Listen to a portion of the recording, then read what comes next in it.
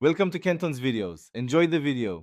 In this video, I will show how to make churros no fry. Preheat oven and prepare a simple dough by heating water and butter, then adding flour and eggs until smooth.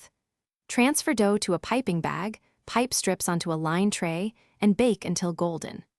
Brush hot churros with melted butter, roll in cinnamon sugar, and serve warm with chocolate dip or dulce de leche for a classic treat.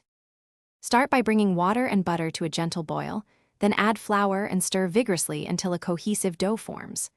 Let it cool slightly before incorporating eggs one at a time so the mixture stays glossy and pipeable. Fit a star nozzle and pipe 6 to 8 inch lengths onto parchment.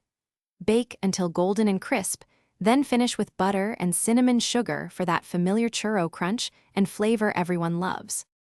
If you are finding this video helpful, please subscribe and like to support more recipes. Quick recommendation: bring your space to life with the Echo Dot smart speaker to play upbeat music while you bake and keep timers hands-free. It makes kitchen moments more fun and hands-free, so you can focus on piping perfect churros. Check the description for the link and other deals, and now let's get back to the video. Bake churros at a moderate oven temperature so they cook through without burning, checking for even browning and crisp edges. Allow them to cool slightly, then roll in cinnamon sugar while still warm so the coating sticks well. Pair with melted chocolate or dulce de leche for dipping, or try a fresh fruit compote for a lighter option.